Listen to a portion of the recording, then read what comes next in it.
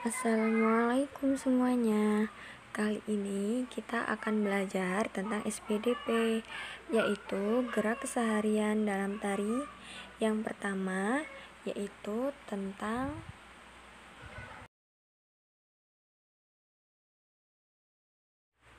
gerak keseharian dalam tari.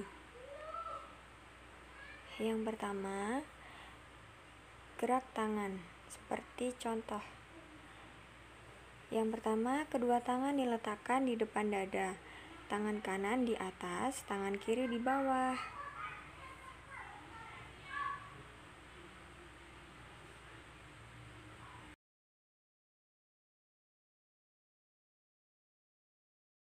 Dan yang kedua itu gerakan kaki. Seperti contoh gambarnya. Yang pertama, kedua tumit dirapatkan dan kaki bagian depan dibuka. Yang kedua, kaki kanan ke depan. Yang ketiga, kaki kanan ke samping. Yang keempat, kaki kembali seperti semula.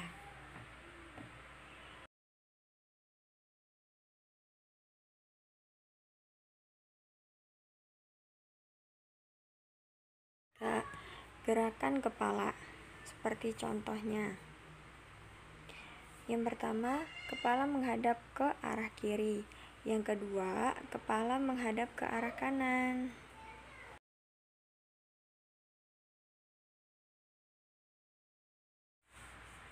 Gerak keseharian dalam tari. Gerakan pertama, seperti gambarnya yang di situ. Yang pertama, berdiri tegak, tangan kanan diangkat setinggi bahu dan tangan kanan direntangkan. Yang kedua, kaki kanan ke depan, lalu sebaliknya.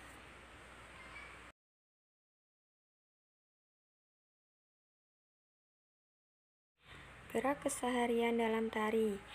Sekarang gerakan yang kedua, berdiri tegak, kedua tangan di samping pinggang.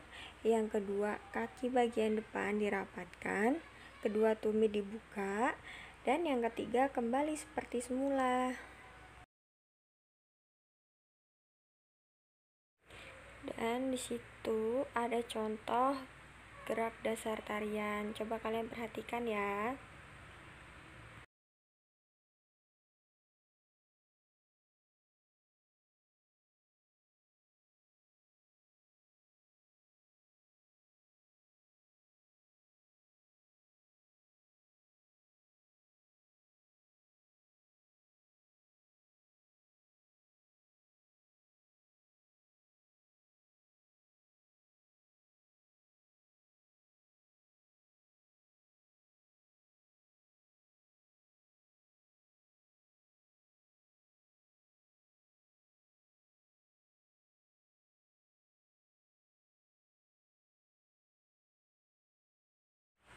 Setiap hari kita melakukan gerakan seperti gerakan kepala, tangan, dan kaki.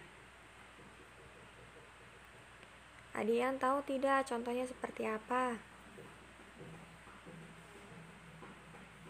Ya, contohnya seperti bermain layang-layang. Saat bermain layang-layang, kita melakukan dua gerakan, yaitu gerakan kepala dan gerakan tangan. Gerakan kepala berupa menggadah ke atas, gerak tangan berupa menarik dan mengulurkan benang. Nah, sekarang kalian coba perhatikan gambar berikut.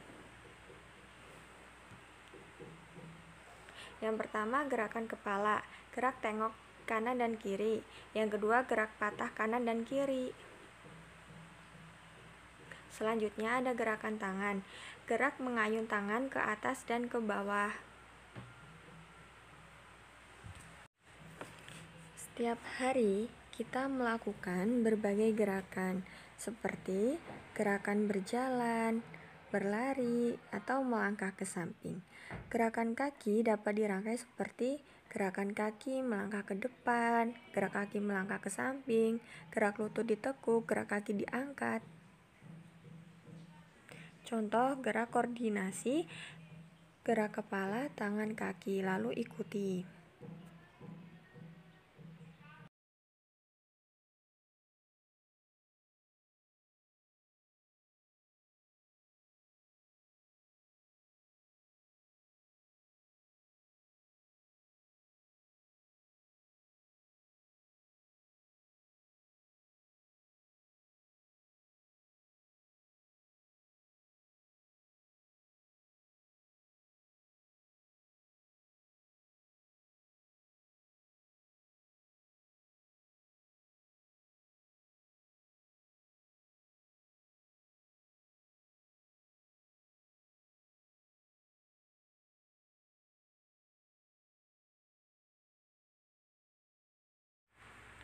Menggambar imajinatif.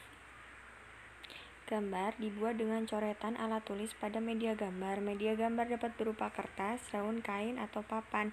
Menggambar dapat dilakukan dengan mengamati objek secara langsung atau membayangkannya. Menggambar dengan cara membayangkan atau menghayal disebut menggambar imajinatif. Peralatan yang digunakan: spidol, buku gambar, penghapus, pen. Kita akan membuat sketsa.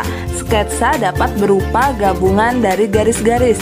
Yang ini adalah contoh garis lurus. Kemudian misalnya garis lengkung.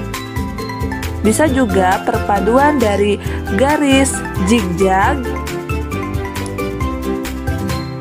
Nah, ini garis zigzag. Kemudian bisa juga dari garis gelombang atau garis spiral.